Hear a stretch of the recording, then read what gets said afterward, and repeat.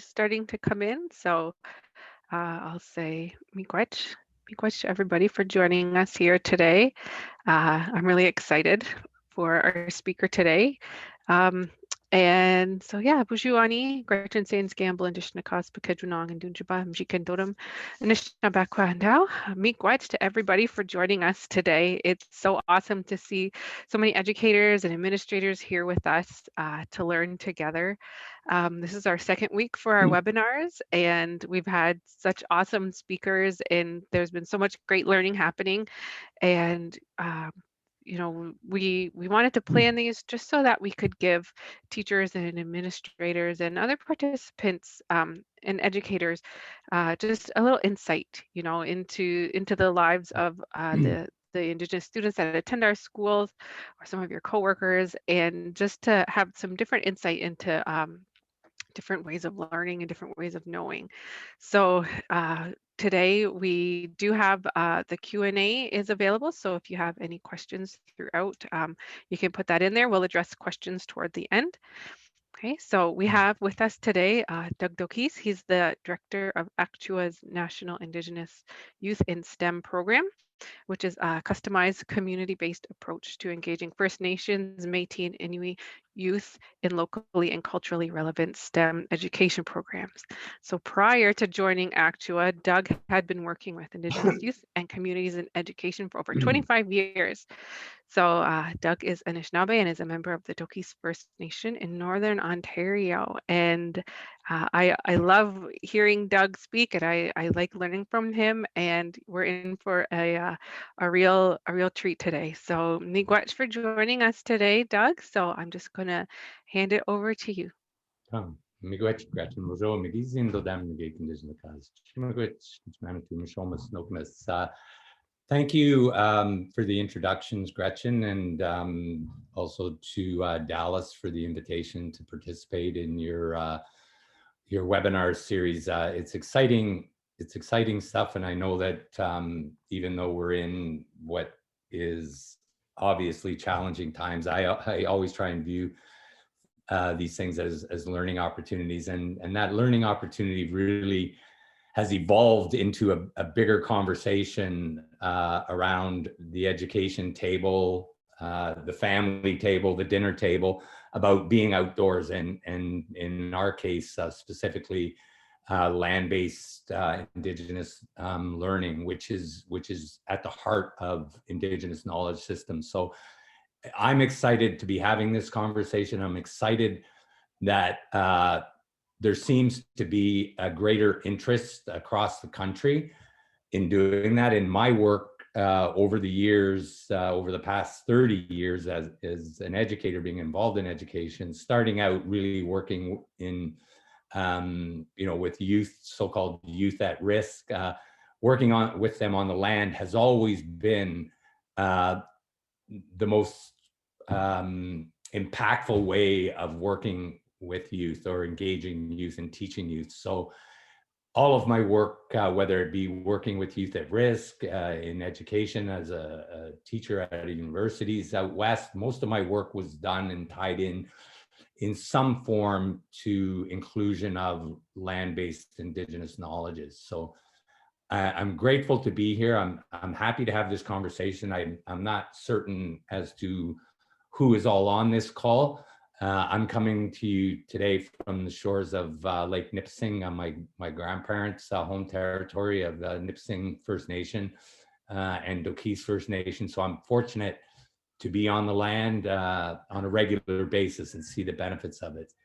Today, I'm going to share with you the model that we've introduced at ACTUA, and ACTUA is a non-charity or a non-profit organization. We serve over 200 First Nations communities. I'll get into all of that, but thank you for taking the time out of your day to join us. And I'm apologize in advance. I'm going to go a little quick through this slide deck. I can make it available to you. It's just to really give you a sense of who we are as an organization, how we build relationships with communities, how we develop curriculum, co-develop curriculum and content with communities, and ultimately the delivery of 4-credit in STEM programming with communities. And then I'll have a little video at the end that really, it's 8 minutes, the video. And if we showed the video at the front end, you wouldn't even need to hear from me. So thanks again for joining, and here we go.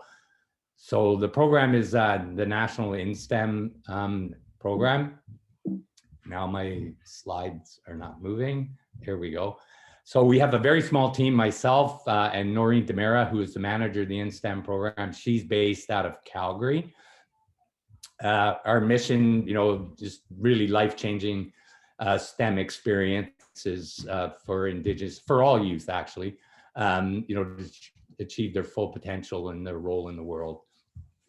Our national model is designed really around a board of directors, national office, which is based in Ottawa. I work remotely, as a number of us do across the country, from home. This hasn't been updated. We're up to 41 network members. Network members are college universities across Canada that are part of our overall team. So, most of the universities and colleges like Western, Waterloo, down that way, McMaster, they are part of our network, and their programming is based on pretty much the same as us. We provide them with financial and content support, and so my end is really to support all of the community engagement, to ensure cultural relevancy, and partnership agreements with First Nations communities. Excuse me. We also have an outreach team and an Indigenous outreach team that goes and travels around the country to specific communities that may not be served by one of the 42 network members. So we're in, over 500 communities. It's now up to about 275, 300,000 youth annually. This is just kind of a map of all of our reach and location. So the black dots are really all the communities that the network members are in. The orange dots represent all of the Indigenous communities that we're in. And the red ones represent the institution, the post-secondary institution. So we have a very broad reach across Canada, which is really, I've been with Actua for 8 years. And the main reason that I went to work for Actua is that reach. I'm really interested in systemic change and being able to implement programming and across the country through the education system that really is geared towards systemic change for learning objectives, outcomes, educational outcomes for Indigenous youth.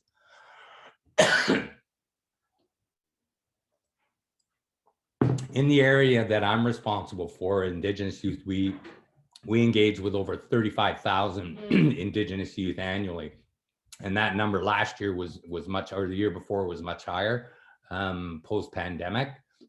But these are communities, and our model is really based on not, going into communities one time, but actually long-term presence, long-term support in communities. So some of the communities that we've been in these communities for upwards of 20 years or more.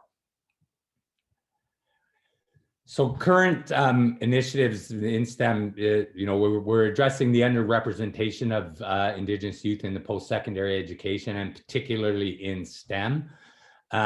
We want to engage and empower Indigenous youth in STEM careers. We work under the premise that Indigenous people have always known about STEM.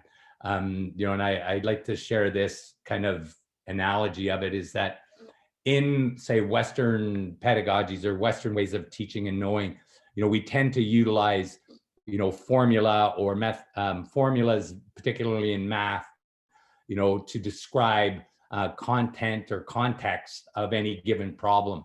Whereas in Indigenous knowledges, we use story to describe the same outcome or the same content and context of any given thing, whether it be physics,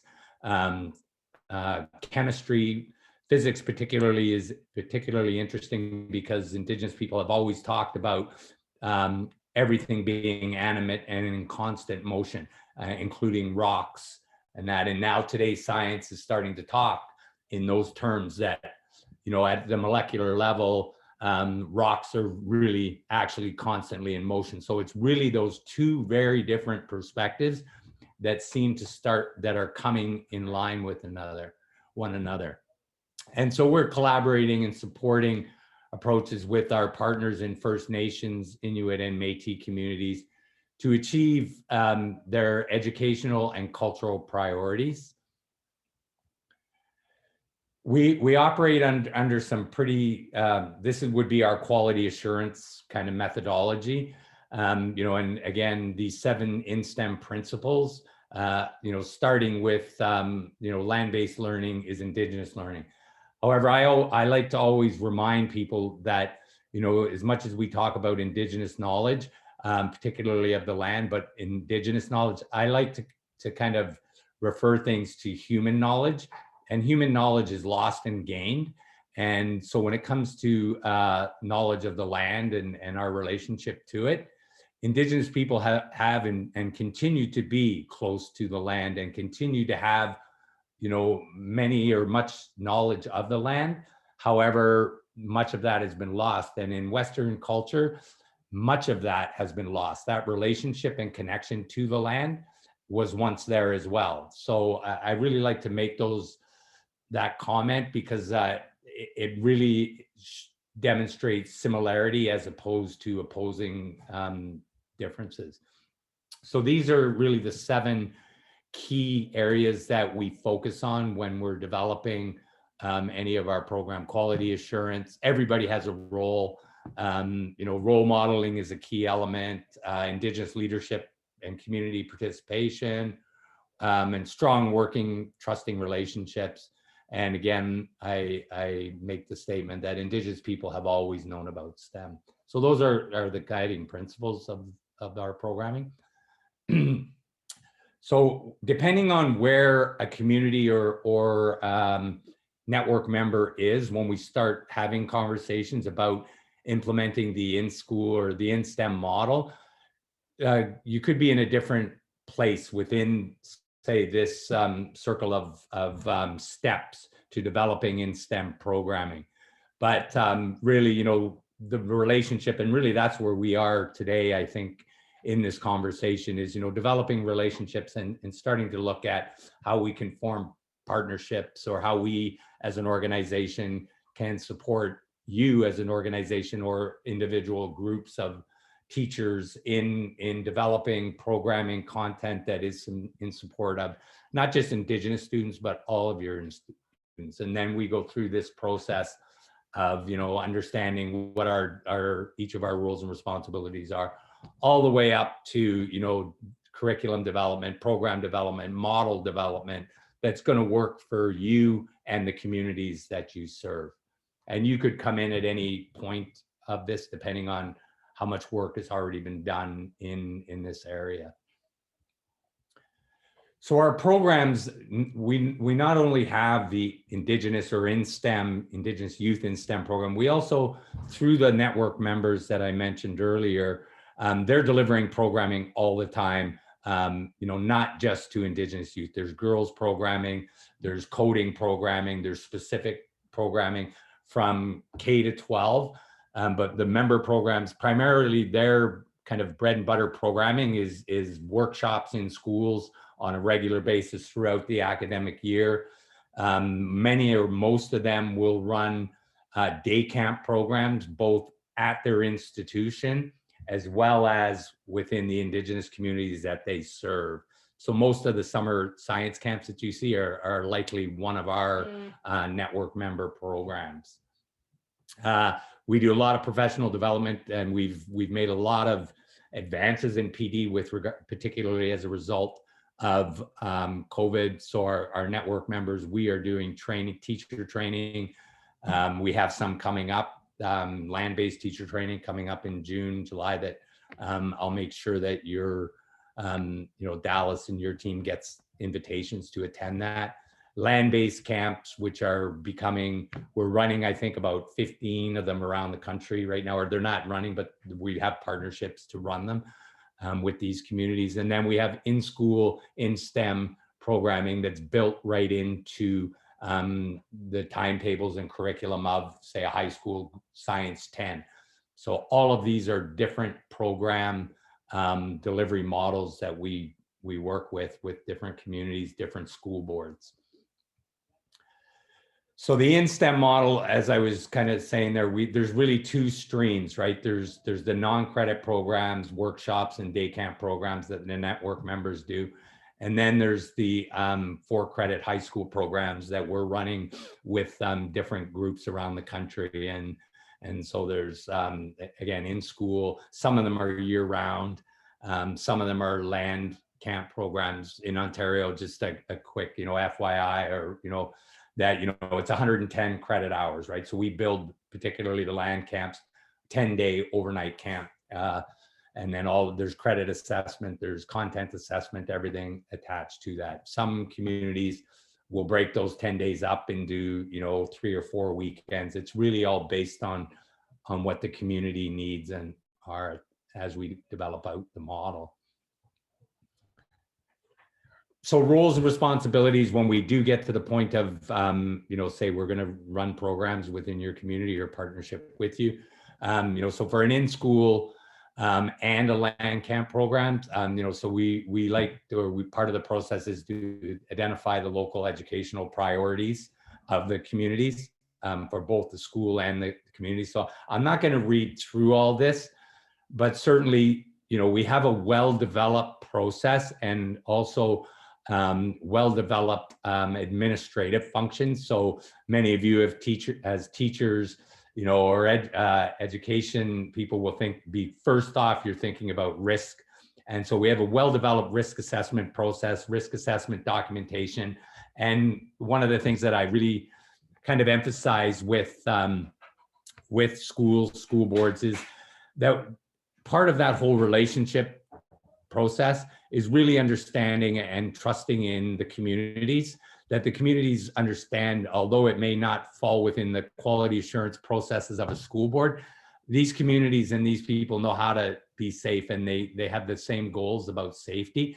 It may not look the same, but it really, we have to have those relationships and trust in communities. Like some of the communities that we work in, they're doing everything from, setting nets to trapping marten to, shooting moose and tanning hides and showing kids how to prep. So there's a lot of things to consider. We've done a lot of work in all of those areas. And so, it's like water is a big issue here, particularly here in Ontario. So we've got a lot of that work already done, and the documentation to help support communities and school boards in developing those processes. So this is just some of the roles and responsibilities. So education authorities, they need to support integration of cultural and STEM content in the development of courses. The way that we typically approach course selection is really, LDCs is what they're called, in locally developed courses are really difficult and challenging and time consuming to even get on the books. Many courses, existing courses, we as an organization and have already worked through a lot of content alignment, learning objectives and outcomes that are in existing course codes. So creating new course codes is not really necessary or a first thought process that we go through, because we know that the learning objectives and outcomes, because there is so much knowledge within land-based learning, the learning objectives and outcomes are easily found if, and it's called two-eyed seeing, the ability to see the STEM learning, the science in any activity that happens outdoors. So we work with teachers, schools, communities to develop those skills and those processes in making those course selections. We have a number of courses already on the books, I think about 15, GPP 30, interdisciplinary studies, science 10, native studies. A lot of those courses have already been taught within our, so when we partner with schools or school boards during the academic year, it's easier to do it during the academic year as opposed to summer, because then you run into all of the challenges with unions, teachers working with the summer. But if there's programming, summer programming set up within a school board, then we help with mitigate that process and help find ways to support financing teachers, or school boards themselves will manage the credit assessment and rendering process themselves. So the post-secondary institutions, the network member programs, so they help with all of the STEM content and digital skills content, and to help align that and integrate it into the culture, the local cultural priorities. So depending on which region it's in, what the local cultural priority is. Cultural priorities are things like language, aspects of culture, water preservation. So we will work with the education authority of the community and the partnering school or school boards to identify those, and then we'll develop content with you to meet those, both the needs of the school board and the community itself. We recruit and train undergrad Indigenous students within those post-secondary institutions. We have a big element of mentorship, internship, next step opportunities for participating youth. We have a program that's about to launch on Monday, where we're recruiting 20 Indigenous high school students to be part of a land-based training.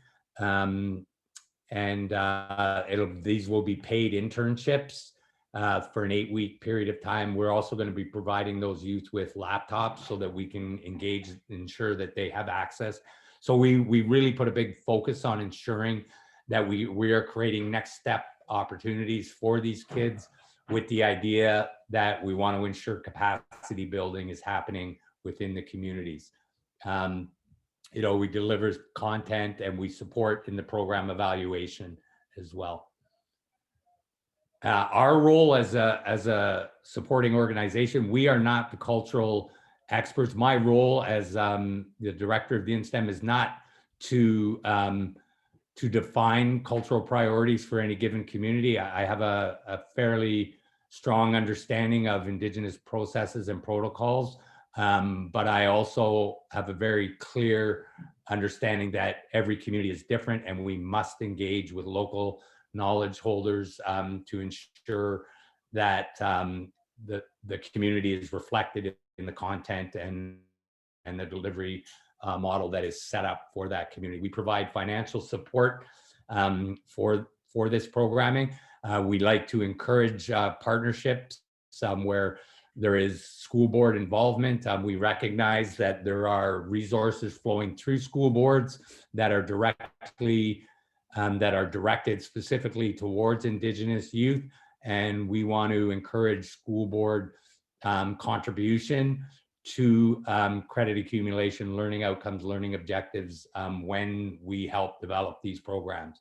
It isn't a must, but certainly I understand, the dollars that flow through the education system, and I believe the communities do. And so we think we really are wanting the schools, school boards, education authorities to be involved in this process of this systemic change. So we're the facilitator of course development, so we can help with that, as I mentioned earlier, and we manage the program evaluation in consultation with the communities and the board, and we share all of our results with everybody. I've already mentioned that Indigenous instructors as role models, that's really key. So wherever we can hire Indigenous instructors, that's what we do. And we base that on a mentorship where we're working with kids and we will hire them either within Actua, or we will support them in finding opportunities within post-secondary institutions that are part of our national network. Elders and knowledge keepers are an element that is in every part of our programming, whether it be day programming or overnight day camps or even workshops.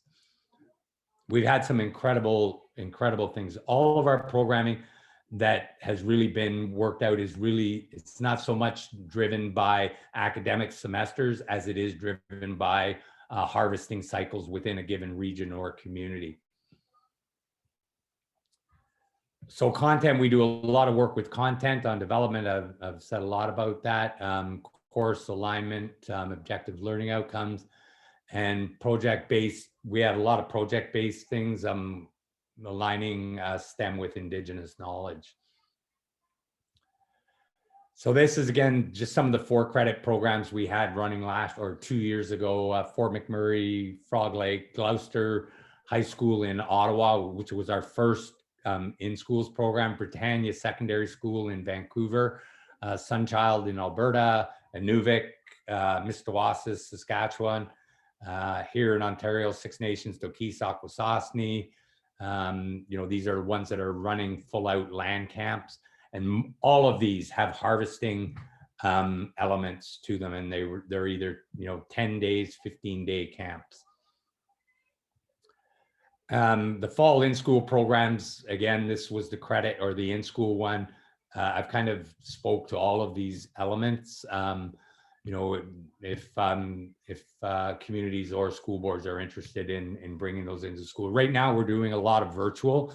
We also created, in response to COVID, cultural kits. So the cultural kits have, and I'm not sure if I got those to Dallas or not, but we have a birch bark canoe, a tikanagan, which is a cradle board, a kumatuk, which is a Arctic dog sled, and teepees, all scale. And we have corresponding STEM activities that go with that. So we've been sending those out. They're primarily for grade 8 to 12. They're supplemented with teacher handbooks, guidebooks, a USB stick, and instructional videos that come with them. So we're pretty excited about that. A local guy here, he actually started a business now. As a result, he harvests all the materials himself, packages everything, and they're big orders now, right? So we're really excited about that. I'm excited to kind of share that story where and this guy actually was a student when I was teaching at running the program over at Nipissing University, where I first developed this in-school model. He was a student and an instructor for me back over 10 years ago. Now, just this year, he started his own business with this. So it's really a kind of an idea of how we support next step learning opportunities for these students. Summer land camp, I've already talked about that. We've got a whole suite of the documentation processes, roles and responsibilities, budget templates, everything. We've got a very good sense of what these things cost, course codes that can be aligned, content. And typically the summer ones are running July and August. We have winter camps in the Arctic primarily.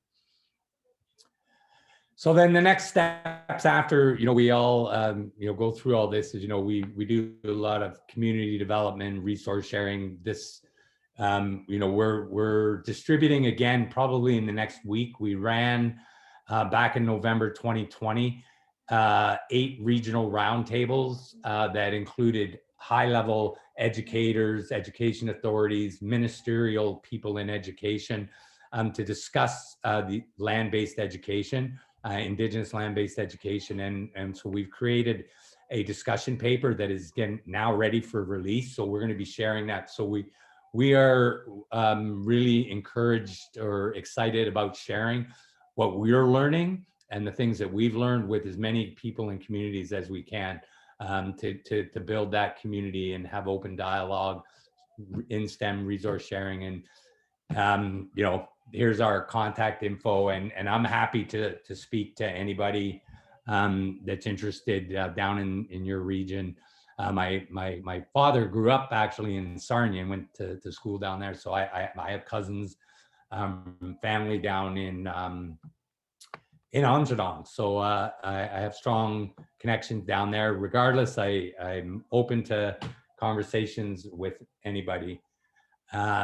I apologize, that was like quick-winded, hey? A lot of stuff in a very short period of time, but I hope that that you were able to gather, you know, at least some of the foundational pieces of what we're doing, what we're trying to achieve in the long term, and where we can support you in the short term. I have a video here that I'm going to load up. And as I was saying at the beginning, I suspect that this video probably will describe and demonstrate to you far better than I could have in terms of my descriptors of the work that we're doing. I need a little thumbs up once I start this to make sure that sound and everything is coming your way. So Gretchen, if you can let me know, I'll get her going. Everything's good? Yep. Perfect. Thank you, Rod. You got it.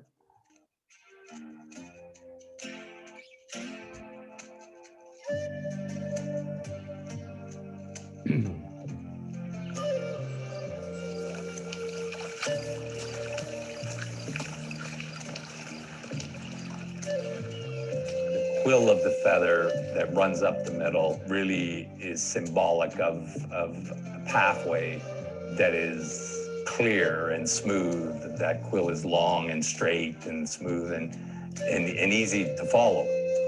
However, branching out from that quill is thousands of individual quills. Through life, you have thousands and thousands of choices every single day, which path to go down, and that is represented by each single quill.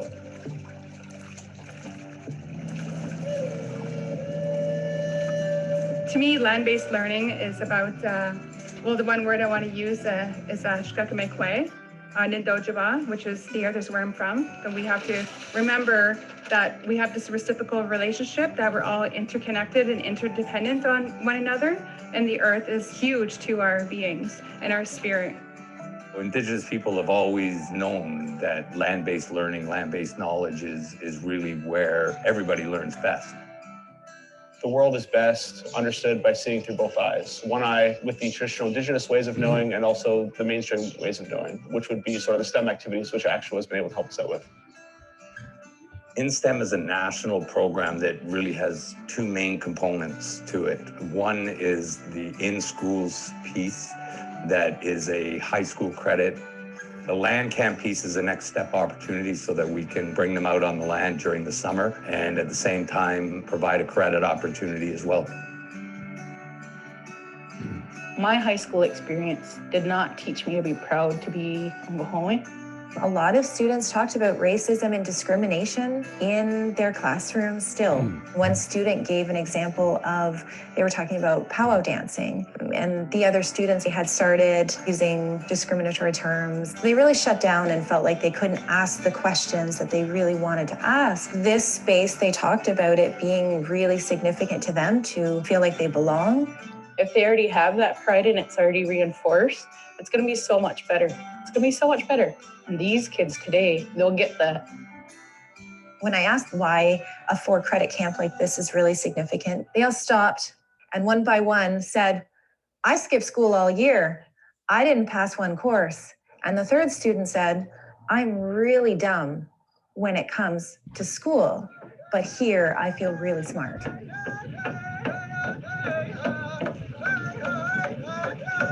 This week we've been working with Actual. We are at the Six Nations land camp. We were at a land camp this week at Dokis First Nation. Learning some science, some Indigenous history. We're learning about science and math. One of the activities that we did was called Weather Watchers. They have to make these windmills really weather resistant. What's the game plan over here? The wind will catch in the straws and it'll turn this way.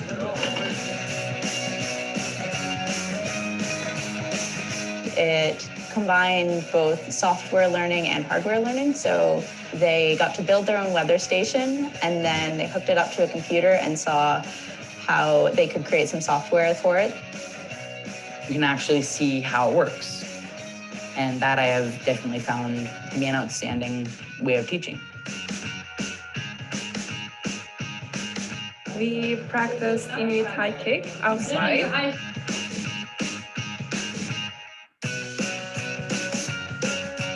Now they're calculating how high they would be able to jump in other planets. We are gonna use the software to make it visual. What's your favorite part of this week? Learning about all the science and like the body functions and stuff.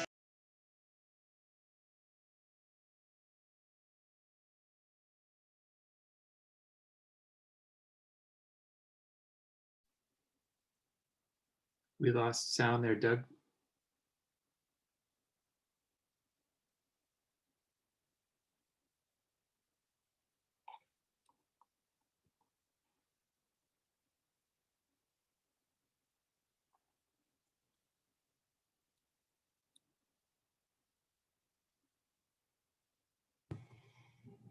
Looks like we lost Doug too. Are you still there, Doug?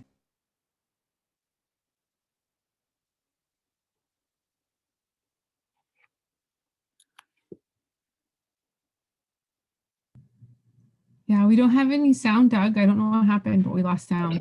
For the students to teach me. There we go. It's back on. Explain to them it's not only like a safe place, but it's a place that you could relieve stress, whittle away, and then you could also physically see what you're doing in terms of constructing something from start to finish. It's important for a number of reasons. Credit accumulation and helping to contribute to improving Indigenous high school graduation rates, but also the recognition that the knowledge that they're gaining from people like Norm Dokis or the elders, that knowledge is high knowledge of modern science, of modern technology that can be applied to the credit process. Actual has done a lot for me, and I think it's done a lot for everyone else as well. And learn about like the culture and like more about nature and stuff. That doesn't even speak to the confidence and self-esteem that these young people gain by being part of a group within this kind of environment. I love it out here. I'd love to come back whenever there's the next camp. We hope that we've helped shape some of their future to create a brighter space for them moving forward. The education system hasn't been meeting the needs of Indigenous youth. We're in a unique time where the Indigenous narrative is very high on political agenda. So we have to take advantage of these opportunities and to change the way that we've been delivering education for the last 100 years. We're starting to redefine or reclaim what school is. My vision would be seeing the situation as spreading throughout Canada. At the end of the day, all of those quills come around to the same place. Each and every one of those youth have so many choices to make, but that one decision, that one quill, brought all of them to that camp.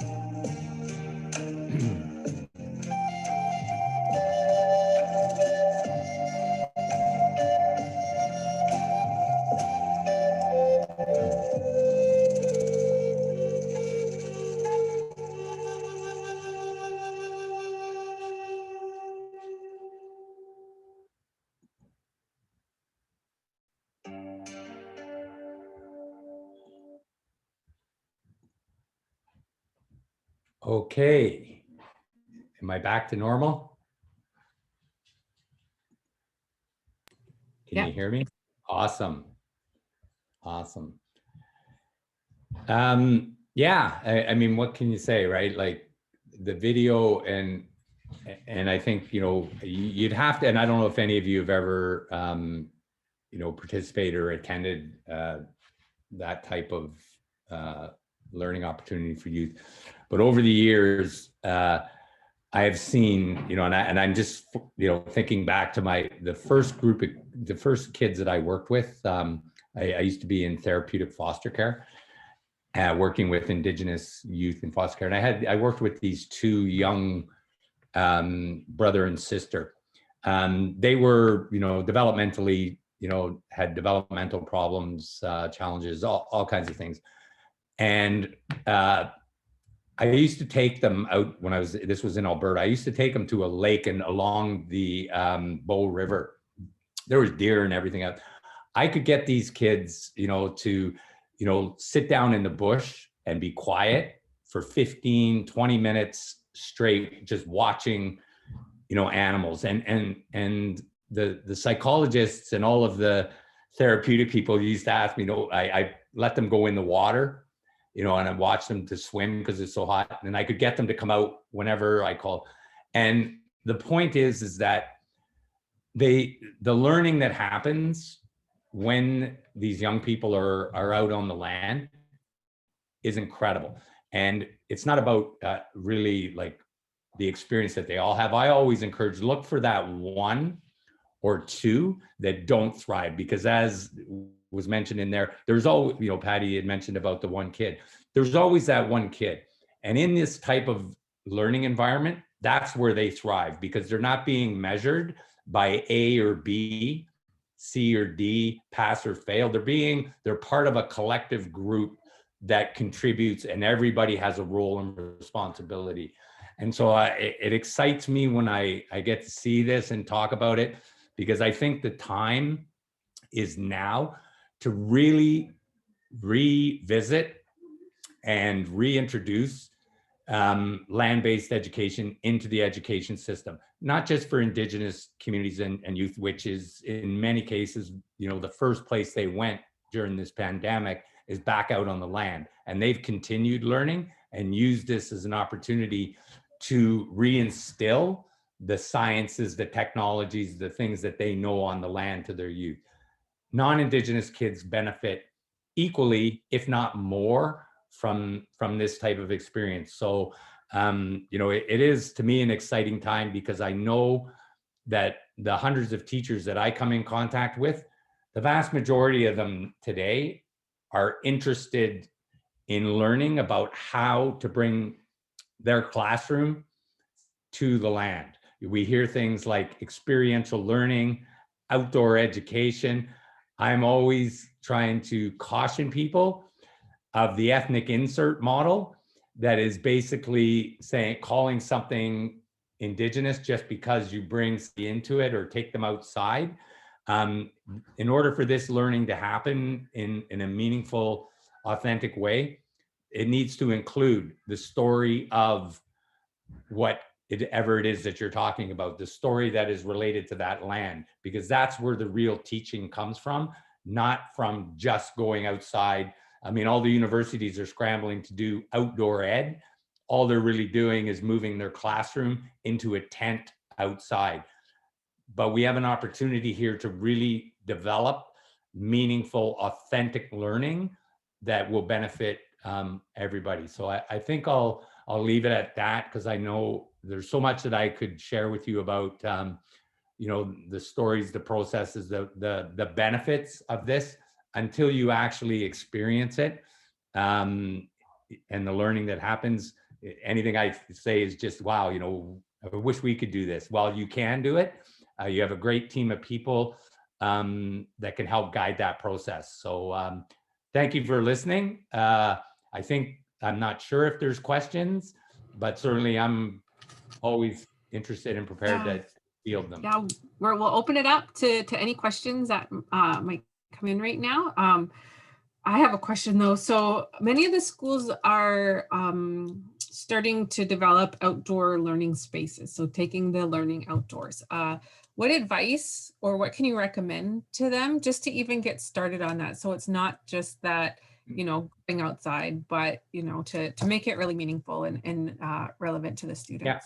Yeah, I mean, I don't want to discourage people from saying, the very first step is to open the door and step out. So everything after that is gravy. But having an understanding of how to make those curricular connections and creating those learning opportunities can start, by just introducing kids to, say, the local plants, right? Something that's growing. I did a workshop once, not even scheduled to do it, in Vancouver, and all I did was I pulled a leaf off a tree and I talked about Fibonacci sequence or sequencing and patterns that happen naturally within the natural world. An acorn can demonstrate the Fibonacci sequence, right? So the math sequencing or so it's right outside the door, and it's really about familiarizing yourself and feeling comfortable that you can learn these things and not to be afraid to do it. I've been at this a long time, and I get nervous still because I don't know everything that there is to know about this, and that's often what holds our educational people back, is a fear of making mistakes. So trust the people around you, the Indigenous people around you, trust them, and then because they'll bring to you the people, if they don't know, they'll bring to you the people that do. And that's, I think, the best way to approach it, right? Just open the door and go out, to start with, wherever you are. Yeah, and that's that's really awesome. And we've talked a lot about building relationships too, and finding those gifts in those relationships, those reciprocal relationships with families and with people from the community. So yeah, just open the door. Absolutely. Mm-hmm. Okay, awesome. Miigwech. So how are you finding that land-based learning improves student success in school? Well, if success breeds success, confidence breeds confidence. When you take these young people out and demonstrate success, or they're able to demonstrate success in any way, building like on the land, and feel confident, right? It's really about, first starting with feeling confident in the collective group that you're with. Those of you that are teachers all know that in a class of 20 kids sitting in the classroom, there's probably 3 or 4, maybe a half dozen really confident kids. The rest don't put up their hand to answer questions. And the reason they don't is because they're afraid of being wrong, right? When you're outdoors and you're learning, everybody is learning something. There is no wrong, right? So it's starting to build that confidence and letting them explore and be successful with that. That to me is, the great, like that girl carving that paddle. She'd never done that before, but she did it, as Norm said, right? So giving kids the opportunity to create something or do something that doesn't have a right or wrong answer attached to it. The answer that is attached to it is, I did this and as I was successful doing it. And then everything else comes from there. Attendance improves. If kids are this kind of programming, I did it here for credit. You had, in order to go to the land camp, which everybody wanted, you had to go to school on a regular basis during the academic year because there's only 40 spots. So those are incentives that are built in to the experience. And the teachings from the elders and that really reinforce that with the kids while they're doing those land experiences. Awesome. I was thinking too about, and I forget what the I guess the leader's name was in the video, but she said, that the student said, I feel so dumb, right, at school, but I feel so smart here. And that idea of there are so many ways to be smart and there are so many ways to be successful, right? And I really feel that that really shows that, right? Yeah, and that's kind of what I was describing in your typical classroom, right? There are kids that feel that they're dumb in there, right? And particularly Indigenous kids, large numbers of them go into those schools thinking they're dumb. But if you can instill in them that the inherent knowledge that either they have or that they are attached to through blood, through place, is critically important in the world today, STEM. And their ancestors or their parents or their family have contributed to that little aspirin that you take for a headache. You can peel a piece of willow and get the same result. Where did that knowledge come from? It's indigenous knowledge of medicinal plants, right? All of the, and so if you can give kids that sense of confidence that they have contributed, then that's where that I don't feel dumb, because that kid that said that, right, he knew a lot about fish, right? He knew a lot about fish, and because he loved fishing. So he felt like he was smart enough to contribute. Thank you. Okay, so we have a question here from Brian. He says, do post-secondary institutions or employers value this experience on a student's CV? And I don't know what CV is. I'm elementary, so I don't know if that's that we talk about. Curricular vitae, your extended resume. So we are currently, and as I speak to you, I'm trying to push this quicker, even like the teacher training. Micro-credentialing is, we are creating micro-credentialing for instructor training, which is the undergrads that actually do the outreach and that. And we're also creating micro-credentialing for teachers in the teacher training that we're doing. The instructor training that we do in partnership with Canadore, the participants actually gain a university college entrance credit as well as the certification for the training. So we are credentialing it as we speak. All right. So Dallas says hello and thanks for being a part of the webinar today. And he asks about, so if we were to host a summer program, like the camps in our area to introduce land-based learning, how many students usually are needed to create that kind of a program? And is this something that grade 8s going up to grade 9 would be able to use as a credit in high school? Yes to both. So we do reach aheads. There are programs in Ontario and Alberta that are doing reach ahead. So, and there's actually one that runs a full reach ahead camp for grade 8 students, and it's almost like a, preparatory kind of camp, right? And that one gets, there's junior interns from high school that have participated before are part of that. So it's it's almost like a transitional credit that kids can take.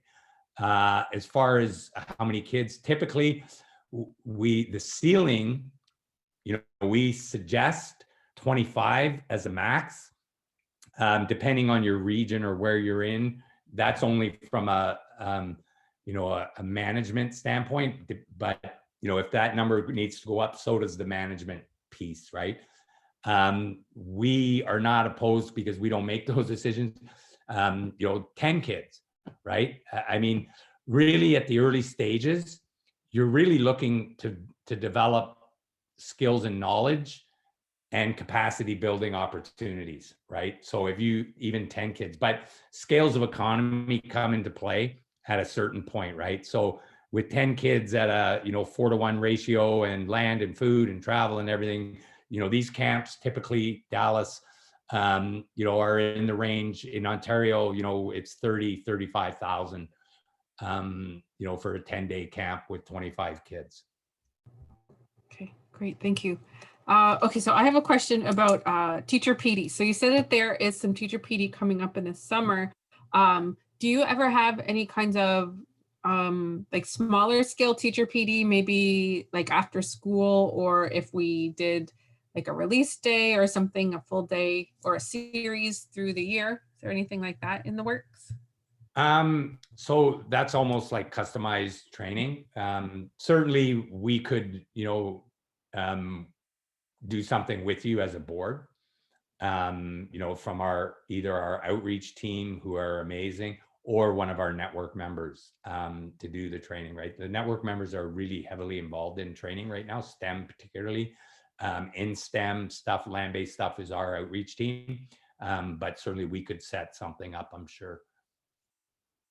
Okay, great. That's awesome. Thank you. Okay, let me see. Okay, we got a question here from Sophie, and she said, Bonjour, great presentation. How do you make the experience memorable so when the kids are done at the camp and return home, will they have concrete evidence to take home with them, like journaling or activities, photos, video, family, community feasts, etc., so that they can share the experience with their family? Ooh, that's a good question. Absolutely, all of the above. So every camp has some element of some activity that kids will actually take home. Some of them do have the family gathering at the end, pre and post, some of them. So, you know, a day before camp for everybody to meet, day after. So all of those things that you mentioned are built in at some level. And again, it's really, you can do whatever you want in order to ensure the experience is good for your kids, right? So we work with you to make sure that we understand what your needs are. Great, thank you. I And really the experience, the real experience comes from, you know, and we've heard these stories, we document them, of parents calling us back and saying, I was sitting on the bed with, you know, Dokis tonight, and he said to me, and I've had this said to me before, you know, and there's kids in this neighborhood that said, before I came here, I had no friends. You almost want to cry, right? Like you do cry. I mean, I'll tell you, I've cried at every single one that I've gone to, because that happens at every single one, right? That's where the real experience comes from. And we train our instructors to look for that kid, right? We really do. And there's learning outcomes attached to everything from washing dishes, right, to leading a session. Awesome, thank you. I always really like talking with you and listening to you speak. It really gets my my gears spinning. You know, I'm really, you know, what can we do for our students and for our teachers and our board? And you know, the ideas that you shared here and talking more about the programs that you offer are always, you know, I always really appreciate it. And you know, it's something that as our Indigenous education team, we've talked about quite a bit, is how can we get these kinds of programs for our students in our school board. So yeah, I really appreciate it. Yeah, my pleasure. And as I was saying, you know, like there is so much you can do, and that sometimes can be overwhelming. So really, you know, just from what I've gathered and I'm seeing that you folks have been doing with these seminars is really, you know, educating people and bringing your teachers in and giving them, you know, food for thought, things to think about. You can start it at that level, right? And then, you know, look for, you know, a starting point, right? One class, right? I mean, the board has lots of schools, but look for one school, one class, you know, virtual stuff with our members now. But that's really because it can come fast and furious. We're in a very good position right now to work with community and authorities to create a model with you, right? So, you know, a phased model. In 3 years, you know, you want to be doing this. In 2 years, you know, you want to be doing this. By next year, you know, there's no reason you couldn't do a full-out land camp by next year. That's why I was saying about those entry points. You can come into that anywhere. You don't have to go through the in-school piece first. You can do them simultaneously. You know, your K-8 can be getting basic STEM workshops while your, you know, junior, senior are working on an overnight camp, right? Awesome. Well, you've given us so much to think about, and I just appreciate it so much. So miigwech for joining us today, Doug. And you know, you'll be hearing from us. Our team talks about this all the time. So miigwech for joining us. And I just want to say miigwech to all the teachers and administrators who have joined us this evening too. And don't forget, at 7 o'clock tonight, we have Lorena Rising joining us too to talk about the Indigenous cultural iceberg. So we've got another great evening of learning tonight. So miigwech. Miigwech, and thank you very much, and have a good evening. Yes.